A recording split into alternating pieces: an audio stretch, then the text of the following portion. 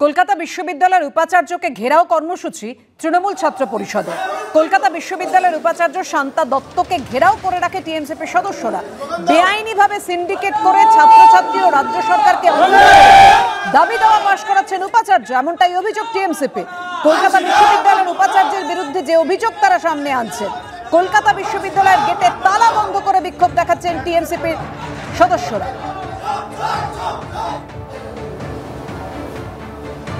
কলকাতা বিশ্ববিদ্যালয়ের উপাচার্যকে ঘেরাও কর্মসূচি তৃণমূল ছাত্র পরিষদের। দুপুর 2টো থেকে আমরা আটকে রেখেছি। প্রথমত আবারও রাজ্য সরকারকে অমান্য করে এই বেআইনি উপাচার্য অবৈধ সিন্ডিকেট মিটিং বিশ্ববিদ্যালয়তে করেছে, তার প্রতিবাদে তৃণমূল ছাত্র পরিষদ সরব হয়েছে। আজকে আমাদের কোনো ছাত্র প্রতিনিধিদেরকে ঢুকতে দেওয়া হয়নি, সেই কারণে আমরাও দ্বারভাঙা বিল্ডিংয়ের প্রতিটা প্রবেশকারী দরজায় তালা মেরে দিয়েছি। বিশ্ববিদ্যালয়ের কর্তৃপক্ষ তরফ থেকে 2বার তালা ভেঙে দেওয়া হয়, পুনরায় 2বার আমাদের ছাত্রছাত্রীরা গিয়ে তালা দিয়ে আবার তাদেরকে আটক করে। বিভিন্ন কলেজের প্রিন্সিপাল যারা আমাদের সিন্ডিকেট মেম্বার রয়েছে তাদেরকে আমরা আটকেছি, এখান থেকে ফিরিয়ে দিয়েছি, এবং যারা যারা এদিক ওদিকে চোরের মতন লুকিয়ে প্রবেশ করেছে তাদেরকে এখন অবধি উপাচার্য সহ আটকে রেখেছি। রেজিস্টার এই মিটিংয়ে আজকে ঢুকতে পারেনি।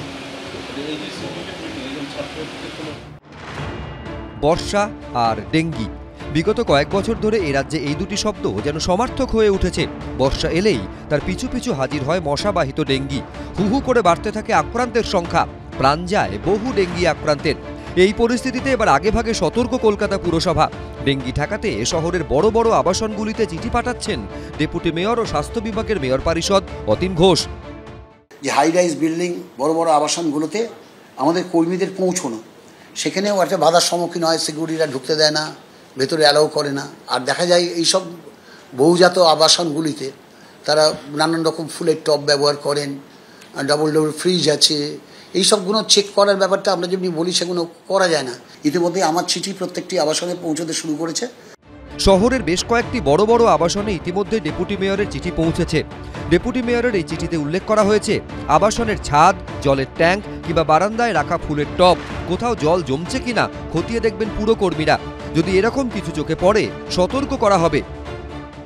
ভেক্টরজনিক সিচুয়েশন যারা তৈরি করে রাখছে, জল জমাচ্ছে, নোংরা জমাচ্ছে, তাদেরকে আমরা প্রথম সতর্ক বার্তা দিচ্ছি 496-এ, তারপর 496-এ তাদেরকে পরিষ্কার করার জন্য তাদের নোটিশ করছি। তারপর আমরা যেখানে পরিষ্কার হচ্ছে না কেস করছি, কোনো কোনো জায়গায় আমরাই পরিষ্কার করে দিচ্ছি, তার এসএসসি নাম্বার জেনারেট করে সেই টাকাটা বকেয়া টাকা হিসেবে বাকি রাখছি, যাতে সে যখন ট্যাক্স পেমেন্ট করতে যাবে তখন এই টাকাটা তার কাছ থেকে আদায় করা।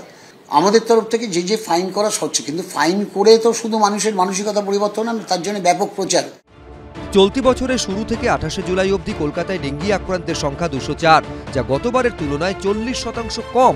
অন্যদিকে ম্যালেরিয়া আক্রান্তের সংখ্যাও গত বছরের তুলনায় প্রায় 53% কমেছে বলে দাবি করেছেন ডেপুটি মেয়র। 8ই আগস্ট বৈঠকে বসছে কলকাতা পুরসভা। সেই বৈঠকে কেন্দ্র রাজ্য উভয়ের সমন্বয়ে মশাবাহিত রোগ নিধনে একাধিক কর্মসূচি নেওয়া হবে বলে জানিয়েছেন অতীন ঘোষ। অনির্বাণ বিশ্বাস, এবিপি আনন্দ।